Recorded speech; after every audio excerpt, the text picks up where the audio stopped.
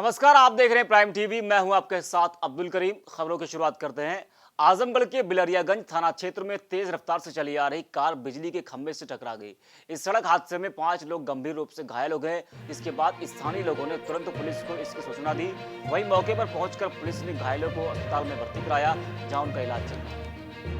बदायूं में पर्याप्त मात्रा में खाद उपलब्ध होने के बावजूद भी किसानों को खाद नहीं मिल पा रहा है, जिसकी वजह से वो काफी परेशान है। खाद की इस कालाबाजारी को देखकर डीएम ने खाद की 16 दुकानों के लाइसेंस सस्पेंड कर दिए। इन दुकानदारों पर आरोप है कि इन्होंने कम रकबे वाले किसानों को ज्यादा मात्रा में खाद बेच दी। इसकी वजह से अन्य किसानों को खाद मिलने में परेशानी हुई। ये जो करीब 16 ऐसी दुकानें हमारे संज्ञान में आई जिन्होंने कि ऐसे किसानों को खाद बेच दिया था, जिनका रकबा कम था, जिनको आवश्यकता कम थी, लेकिन आवश्यकता से ज़्यादा उनको खाद की जो बोरे हैं वो उपलब्ध करवा दिए गए थे, उनको बेच दिया गया था। फतेहपुर के चांदपुर थाना क्षेत्र के झालिया गांव में जमीनी विवाद को लेकर दो पक्षों में खूनी संघर्ष हो गया। इस दौरान महिलाएं, बच्चे सहित 6 लोग गंभीर रूप से घायल हो गए, जिनमें 2 की हालत गंभीर बनी हुई है। बता दें कि दबंगों द्वारा कुल्हाड़ी और रॉड से हमला करने का वीडियो सोशल मीडिया पर तेजी से वायरल हो रहा था। वहीं इस घटना की सूचना मिलने के बाद पुलिस ने दोषियों के खिलाफ मुकदमा दर्ज करते हुए आगे की कार्रवाई शुरू कर दी। थाना चांदपुर, जनपद फतेहपुर की झलिया गांव में पाल बिरादरी के लोग हैं। भाइयों में आपस में जमीन में खूंटा गाड़ने की बात को लेकर के विवाद हुआ, मारपीट हो गई। दोनों पक्षों की डॉक्टरी कराई गई। दोनों पक्षों की तरफ से मुकदमा पंजीकृत किया गया है। पुलिस के द्वारा विधिसम्मत कार्रवाई की जा रही है। अलीगढ़ में कोरोना महामारी से नागरिकों को जागरूक करने के लिए लघु film corona don't take risk बनाई गई है, जो संक्रमण से सुरक्षित रहने के लिए समाज में एक अच्छा संदेश दे रही है। मंगलवार को अलीगढ़ कमिश्नर जीएस प्रियदर्शी ने फिल्म का पोस्टर जारी किया। साथ ही फिल्म को यूट्यूब पर रिलीज किया गया। इस मौके पर कमिश्नर जीएस प्रियदर्शी ने फिल्म को समय की जरूरत बताया और निर्माता, निर्देशक व कलाकारों के कार्य की सराहना की। बता दें कि इस फिल्म के जरिए ये संदेश दिया गया है कि जो लोग कोविड-19 को लेकर छोटी छोटी गलतियां कर रहे हैं, वो उसे ना दोहराएं। महामारी में जन जागरण करने के लिए एक वीडियो का निर्माण आज 2 संस्थाओं ने मिलकर किया है, जिसे हमें दिखाया गया, रिक्वेस्ट की गई कि इसका इनॉग्रेशन किया जाए। इसका इनॉग्रेशन करके इसे यूट्यूब चैनल पर लगाया गया है और बेसिक पर्पस ये है कि जो NGOs की और CSOs की भी जो एनर्जी है, उसे भी कोरोना की महामारी में इस्तेमाल किया जाए। और जन जागरण इस बीमारी से लड़ने के लिए बहुत ही इम्पोर्टेंट एक वेपन है। उस वेपन को भी इस्तेमाल करने के लिए एक विधा है।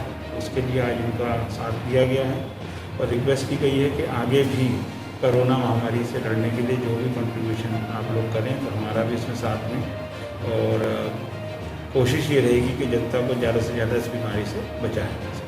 आजमगढ़ के सिधारी स्थित ओपल हॉस्पिटल को सीज कर दिया गया है। डीएम के आदेश पर हॉस्पिटल को सीज किया गया है। दरअसल अस्पताल पर सोशल डिस्टेंसिंग और कोविड-19 के निर्देशों का पालन न करने का आरोप लगा है।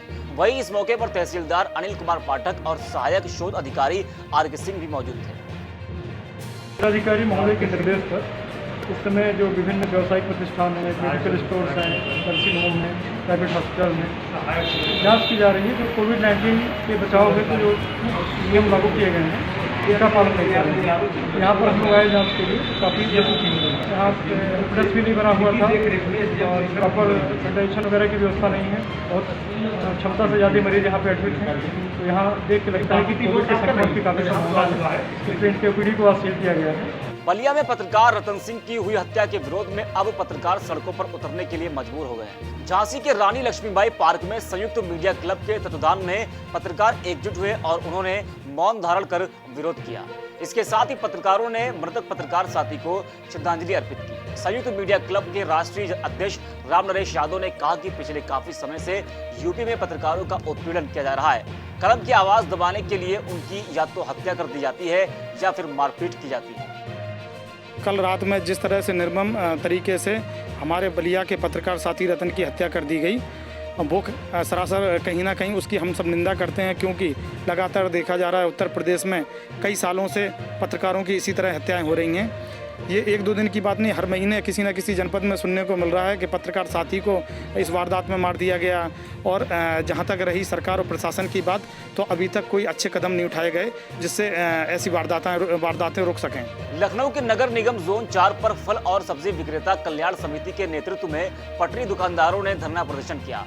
पटरी दुकानदारों का आरोप है कि नगर निगम के कर्मचारियों ने उनसे अभद्रता की और उनका सामान जब्त कर लिया।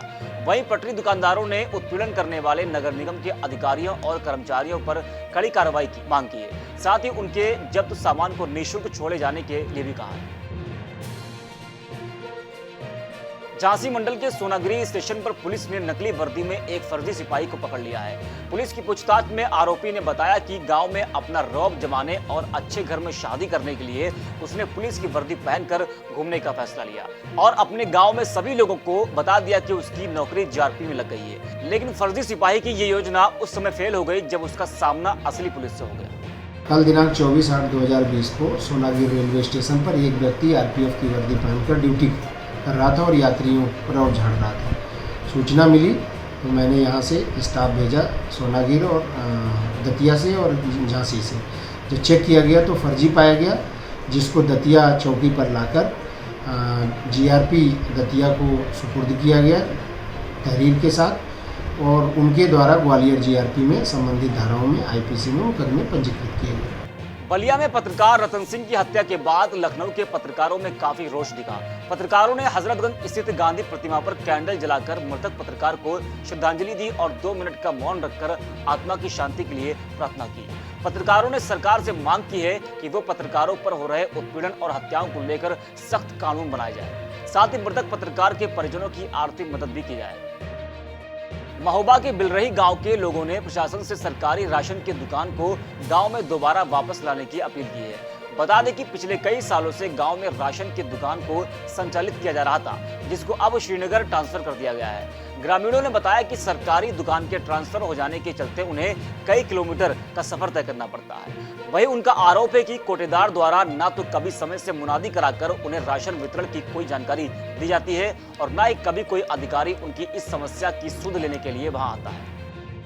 हमको भैया यह समस्या कि यहाँ कोटा पहले बना रहा है, वो हम अकेले आदमी हैं, बुढ़े आदमी, कहीं एक्सीडेंट हो जाए, कहीं कछु हो जाए तो कौन ले आएगा इधर कोटा, और कौन कोटा में हो जाएगा। कम से कम 6 किलोमीटर नहीं आता है। न हमारा कोई आदमी, न हमारा कोई लड़का, न हमारा कोई इधर तो ऐसा कि जितनी भी ना मांगने आओ तो उतनी भी ना ले लिए साहब हैं। और क्या परेशानी है, और गांव से चला कोटा गया, हर गांव में कोटा मिलता है, चाहे इस जमाने में पहले होता कि चाहे जहाँ भी ले लो। अब तो कोई कहीं जहाँ भी चाहे 4 पड़वा का गाँव है तो वहाँ ले लो, और चाहे का कोई बड़ा शहर हो तो एक जगह ले लो। झांसी के उल्दन थाना क्षेत्र के एक गांव में पानी भरने को लेकर 2 पक्षों में विवाद हो गया। इस दौरान एक पक्ष के लोगों ने दूसरे पक्ष पर एसिड से हमला कर दिया। घटना में 23 लोग बुरी तरह से झुलस गए, जिन्हें स्थानीय लोगों ने इलाज के लिए अस्पताल में भर्ती कराया। वहीं सूचना मिलने पर पहुंची पुलिस ने एसिड अटैक करने वालों के खिलाफ केस दर्ज कर लिया है और मामले की जांच शुरू कर दी है।